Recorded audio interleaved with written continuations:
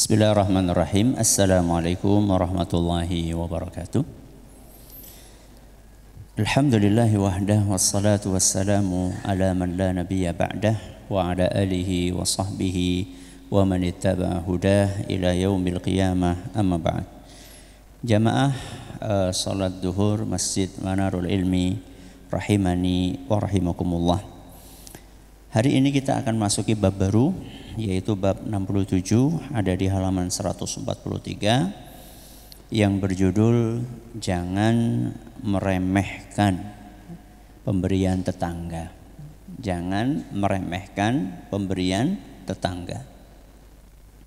Bab ini dibawakan oleh penulis, yaitu Syekh Al-Imam Al-Bukhari rahimahullah dalam kitab Al-Adabul Mufrad, karena bisa jadi ada kejadian yang seperti itu, di mana ada seseorang yang memiliki keterbatasan ekonomi, tapi dia pengen mengamalkan sunnah Nabi SAW, yaitu berbagi dengan orang lain. Di waktu yang sama dia nggak punya duitnya nggak banyak. Di waktu itu juga dia pengen berbagi sama tetangga.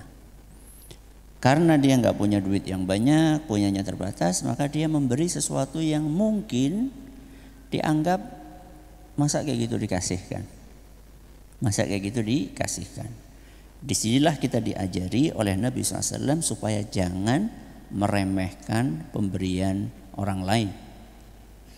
Karena sejatinya yang seharusnya kita nilai itu bukan apanya, bukan hadiahnya, bukan fisik hadiahnya, tapi yang seharusnya kita hargai itu apanya? Niat baik dia. Niat baik dia untuk mengamalkan sunnah Nabi SAW. Ini yang harus dihargai. Baik, beliau membawakan dua hadis, nomor 122 dan 123, mirip, beda dikit, nanti kita akan lihat. Hadis 122, an Amr bin Mu'adz al-Ashhali an jaddatihi annaha qalat, dari neneknya Amr bin Mu'adz, beliau bercerita, qala li Rasulullah SAW, Rasulullah SAW bersabda kepada seorang wanita muslimah di zaman itu, ya nisa al-mu'minati, wahai para mukminah, la tahqiranna imra'atun minkunna lijaratiha. Jangan salah satu dari kalian meremehkan tetangganya. Jangan kalian meremehkan tetangga kalian, walau qura'u syatin muharraq. Walaupun tetanggamu itu mengirimimu kaki kambing yang dibakar, ya, kaki kambing yang dibakar. Kaki kambing berarti apa?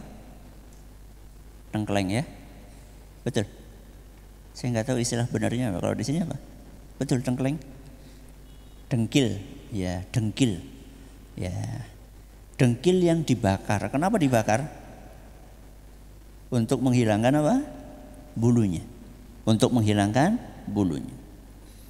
Jadi kalau kita berbicara tentang strata makanan, ya, dengkil sama daging iga itu lebih tinggi mana stratanya? Iga, ya, iga itu salah satu favorit, ya. Ini dengkil, ya, kaki kambing yang mungkin bagian yang paling lunaknya apanya? Sumsumnya yang ada di dalam. Itu pun pakai perjuangan untuk menikmatinya. Ya paling kalau dengkil itu digodok, ya kita cuma merasakan apanya? Aroma di kuahnya saja, gitu loh. Artinya kan kalau kita bicara strata kemewahan makanan, itu strata rendah. Bukan seperti iga, bukan seperti daging paha, bukan. Pokoknya itu strata makanan yang rendah. Maka Nabi SAW mengatakan jangan kalian remehkan. Ya. Kenapa jangan kalian remehkan? Karena bisa jadi amalan yang kalian anggap remeh ini justru yang diterima oleh Allah Azza wa Jalla. Belum tentu orang yang ngirimin jenengan satu kambing utuh, kambing guling, ya, itu yang diterima sama Allah, belum tentu.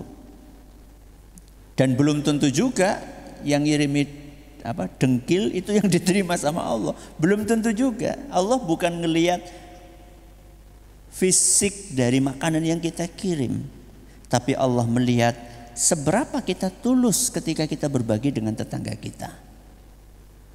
Maka kalaupun kita cuma ngirimi kenting gue, kentang cilik.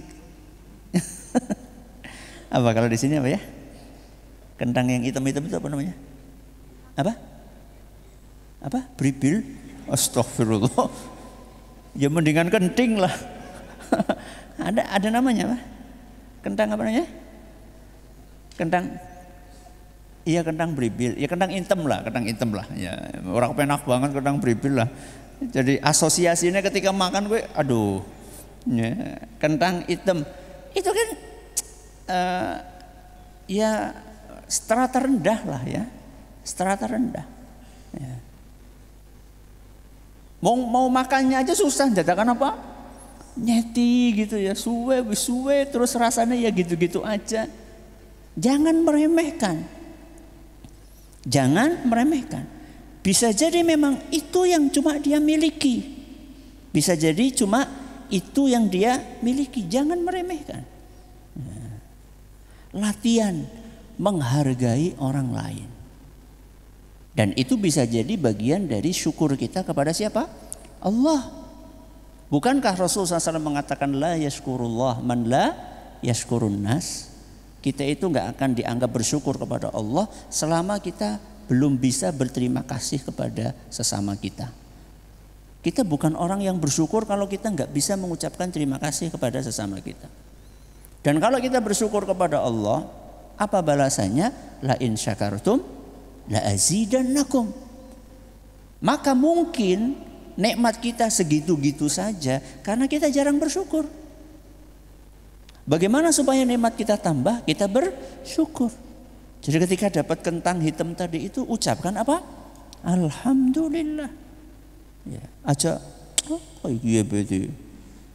Kemudian sengaja malah menampakkan dibuang kemana?